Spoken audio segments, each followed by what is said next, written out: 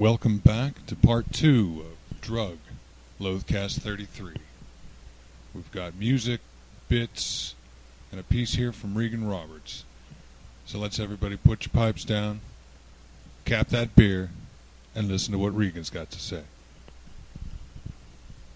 Hello everybody, Regan here. Got some quotes about drugs. Reality is a crutch for people who can't handle drugs. Lily Tomlin. I hate to advocate drugs, alcohol, violence, or insanity to anyone, but they've always worked for me. Hunter S. Thompson. Avoid all needle drugs. The only dope worth shooting is Richard Nixon. Abby Hoffman. I used to have a drug problem. Now I make enough money. David Lee Roth. Maybe if all the politicians out there would just take a few minutes to sit back, listen to some Dave Matthews Band, and smoke some pot, maybe the world wouldn't be so fucked up. Dave Matthews. Baseball star Tug McGraw was once asked if he preferred grass or AstroTurf, and he said, "I don't know, I never smoked AstroTurf." Dope will get you through times of no money better than money will get you through times of no dope. Freewheelin' Franklin from the Fabulous Furry Freak Brothers. A drug is not bad. A drug is a chemical compound. The problem comes in when people who take drugs treat them like a license to behave like an asshole. Frank Zappa. A woman drove me to drink and I never even had the courtesy to thank her. W.C. Fields. He also said, "Everybody should believe in something. I believe I'll have another drink." And finally, he also said, "What contemptible scoundrel stole the cork from my lunch?" Beer is proof that God loves us and wants us to be happy. Benjamin Franklin. Acid is not for every brain. Only the healthy, happy, wholesome, handsome, hopeful, humorous, high velocity should seek these experiences. Timothy Leary. Timothy Leary also said there are 3 side effects of acid: enhanced long-term memory, decreased short-term memory, and I forget the third. Don't do drugs, because if you do drugs, you'll go to prison. And drugs are really expensive in prison. John Hardwick. I didn't go looking for LSD, it came to me. It decided to ring my doorbell to make its presence known. The world needs it now more than ever. Dr. Albert Hoffman, the scientist who discovered LSD. That quote is from 2006, when Dr. Hoffman was 100 years old. When asked if he was in favor of drug testing, basketball star Kurt Rambis said, "I'm in favor of it as long as it's multiple choice." If you understand this next quote, then you're a drinker. You're a real drinker. 1 martini is all right, 2 are too many, and 3 are not enough. James Thurber. The smell of opium is the least stupid smell in the world. Pablo Picasso. I would never do crack. I would never do a drug named after a part of my own ass, okay? Dennis Leary. Actually, it only takes me 1 drink to get drunk. The trouble is I can't remember if it's the 13th or 14th. George Burns. I drink too much. The last time I gave a urine sample, it had an olive in it. Rodney Dangerfield. I've never had a problem with drugs. I've had problems with the police. Keith Richards. And finally, probably my favorite, if God dropped acid, would he see people? Stephen Wright.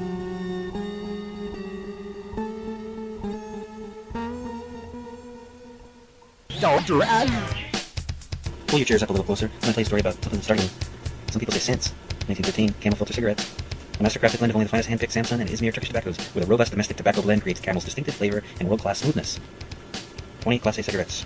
Yeah, I guess you can consider that a drug. I've always just kept the definition of drug in the category of illegal substances, but it is true. Anything that gets you jilted or high is gonna be a drug. God, you remember the first time you smoked a cigarette? Yes. I still, every once in a while, I get like that bad cigarette taste. That kind of was like, oh. Yeah, I'm like, oh, 15 all over again. I thought I remember that from somewhere. Well, you like vaporizing, you pussy? Hey, where's your hooch? Level 3. Very obvious visuals. Everything looked curved, under warped patterns and kaleidoscopes seen on walls, faces, etc. Some mild hallucinations such as rivers flowing in wood grain or mother-of-pearl surfaces.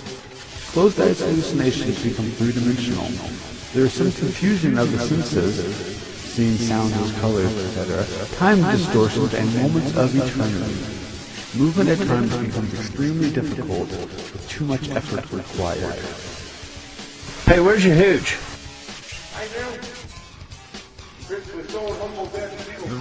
Wet feather pillows. Non-violent feather pillows. Now green. Non-violence. Don't fix me. Paranoid. Shades. No. Number 6 is. Suspect. It's our youth slogan. Pack. Alien. Clown. Maniac edition. Maniac. Live. Wheels don't go. Oh, of course. Safe wackiness. Mazu. Subity. We like to drag those pie notes out every year or so, just for fun. If you want to listen to the whole thing, go to episode 23. Now, we're going to listen to another submission from our good dear friend Regan Roberts. Who slipped the Quaaludes in the beer, man? You know better.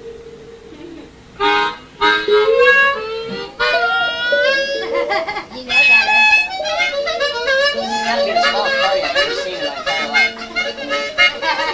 Serious? What? Smallest what? Smallest party I've ever seen in my life. Oh shit, I'm at a party with 3 people.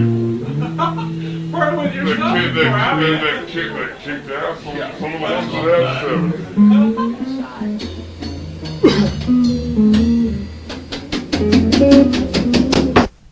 Some of what you've been listening to in the background is a band called Marmalade. That's Lil Grant and Casey Feskins some years ago. Enjoy.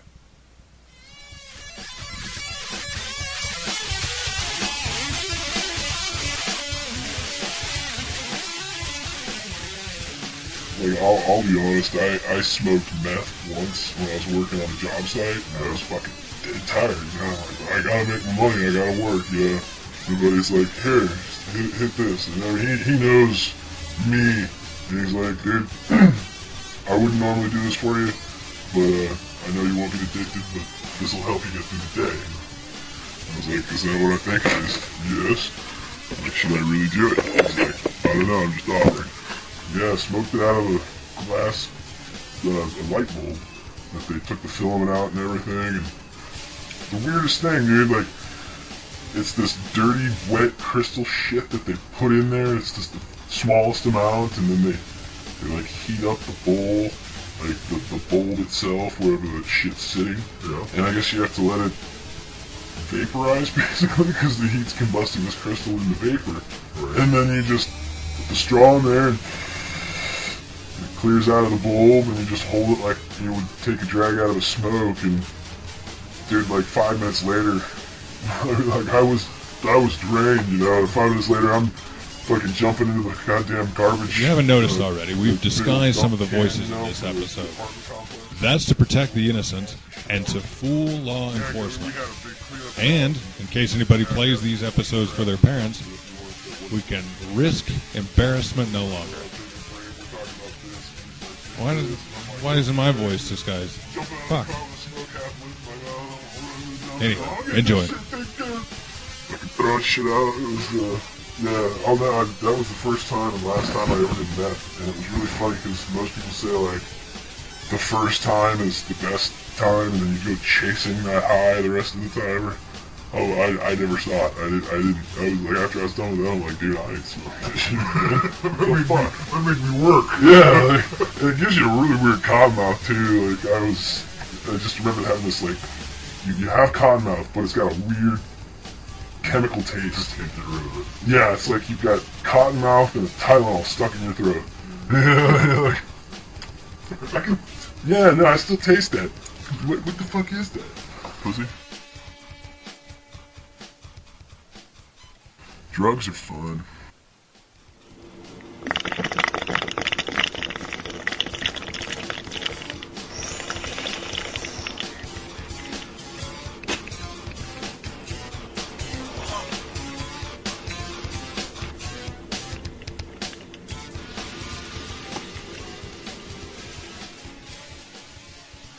Level 4.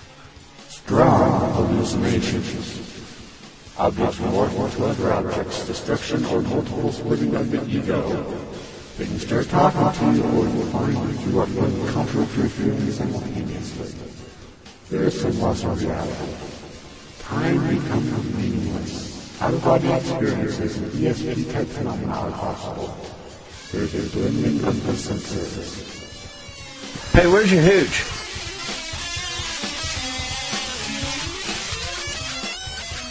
The story, I guess, kind of begins making a phone call to try to buy some ecstasy. This is a drug-induced fall. Anyway, so me and my friends ended up getting all these pills of ecstasy, like 15 pills, right? And we were going to have a big party for it. So, yeah, we take the drugs. There are like, I don't know, probably like a dozen people at my house. If you want to hear the rest of this drug-induced stripper falling story, tune into episode 15, Fall of LoatheCast. And now here's the Loathe National Orchestra. But this is what really happened.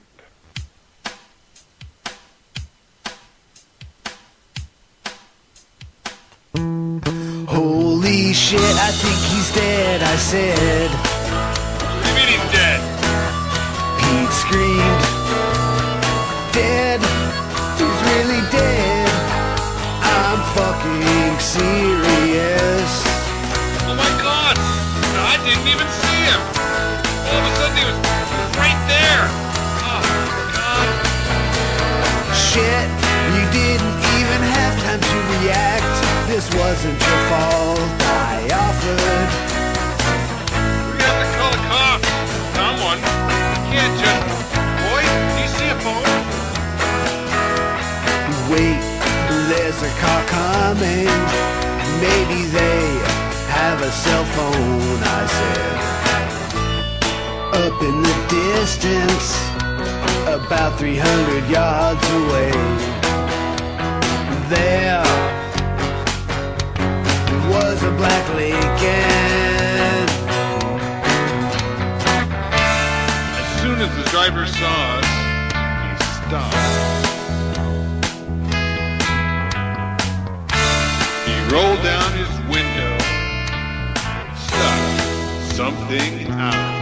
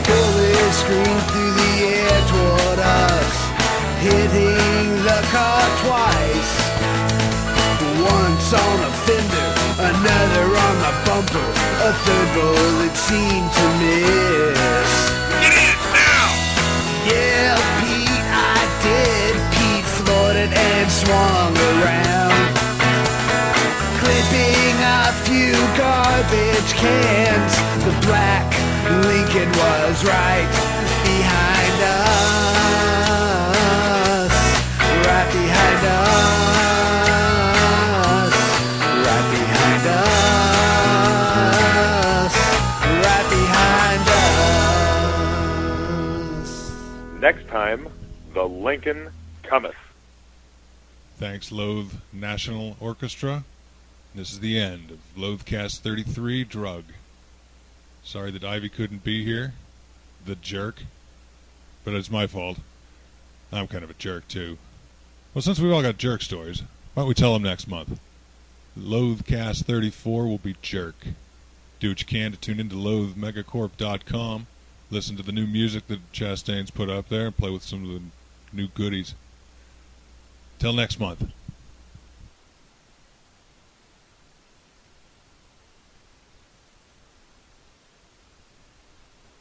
Level 5. Total loss of visual connection with reality. The senses cease to function in normal views. Total loss of movement. Merging with space, other objects, or the universe. The loss of reality becomes so severe that it defies explanation. The earlier level are relatively easy to explain in terms of measurable sensation perception and contact. This level is bigger than we actually know within, which means we only perceive CCC senses.